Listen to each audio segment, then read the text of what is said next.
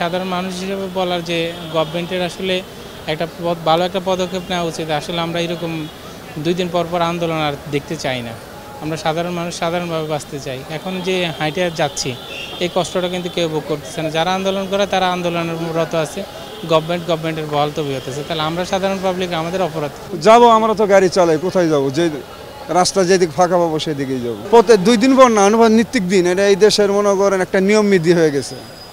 দেশ স্বাধীন করছি তো, স্বাধীন দেশের মানুষ। নির্বাচিত সরকার ছাড়া এদেশকে কন্ট্রোল করতে পারবে না। হ্যাঁ, গাড়ি চালাই যে অটোগুলোর জন্য, অটোগুলো তো বিরাট করে আমাদের, তাই তো মানে মেন রোডে চলে, ওরা যে কোনো জায়গাতে ঠপ করে ঢোকায় দেয়, ঠপ করে ব্রেক করি। এগুলোর লিগে ওই যে ওরা আন্দোলন করতেছে, মানে অটো মেন রোডে চালাবে দিতে হইব, নাহলে ওরা রোড ছাড়বো না। হ্যাঁ, আমাদের ভোগান্তি, হ্যাঁ নিশ্চিত। ওরা তো যে কোনো মুহূর্তে থপ করে বইরে টান দেয়, আমরা তো রোডে পারি না, ওরা তো আমরা পারি না। ওরা যদি দাঁড়ায় রয়েছি, ও বাম পাশে দাঁড়াইছে, ঠাপ করে ভরে দিল, তখন আমি তো আর ওর লোকে পারলাম না। হয়তো আমি টান দিলে ওর লেগে পড়ে দেবো, ব্যথা পাবো, যাত্রী দুঃখ পাবো, পরে আমাদের সমস্যা।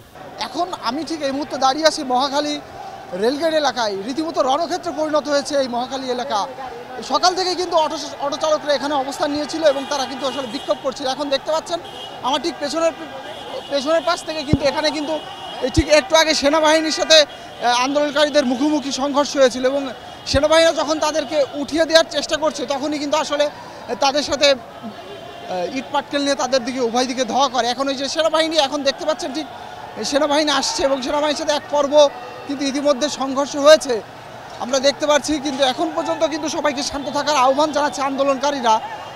তো এই মতো একটা বড় অবস্থা। এখন আমি ঠিক দেখাবো, ঠিক আমি জানতে চাবো যে আসলে কি ধরনের আন্দোলনকারীরা কি বলছে, তাদের দাবি দেওয়াটা কি, এটা আমি আপনাকে জানাবো।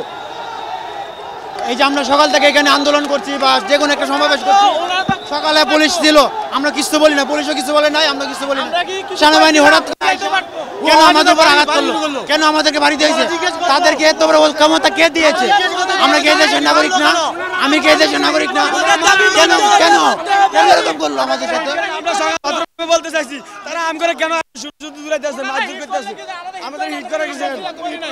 ওনারা এসে হিট করে লাঠি চার্জ করছে, কি জন্য করলো এটা? আমরা তো কোনো ক্ষতি করি নাই, আমরা আন্দোলনে আসছি, বসে আছি। ওনারা হিট করলো কি জন্য? কেন আমাদেরকে প্রথমে হিট করলো?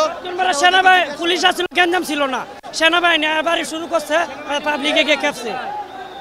সেনাবাহিনী এই জিনিসটা বাড়াইছে না, তো ওনারা বিরুদ্ধে আমরা করতাম না।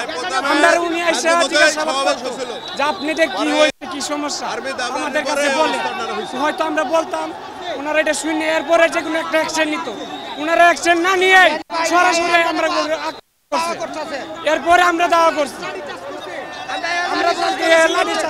দেখতে পাচ্ছেন যে এখন কিন্তু আসলে তারা এই আন্দোলনকারীদের দাবি দেওয়া যে পুলিশের সাথে তারা শান্তিপূর্ণ আন্দোলনে অংশগ্রহণ করেছিল সকাল থেকেই, কিন্তু সেনাবাহিনী এসে মূলত কিন্তু আসলে তাদের পরে লাঠিচার্জ করে এবং এক পর্যায়ে তাদের সাথে ব্যাপক সংঘর্ষে লিপ্ত হয়। তো এই ছিল মহাখালী থেকে আমার কাছে সর্বশেষ অবস্থা।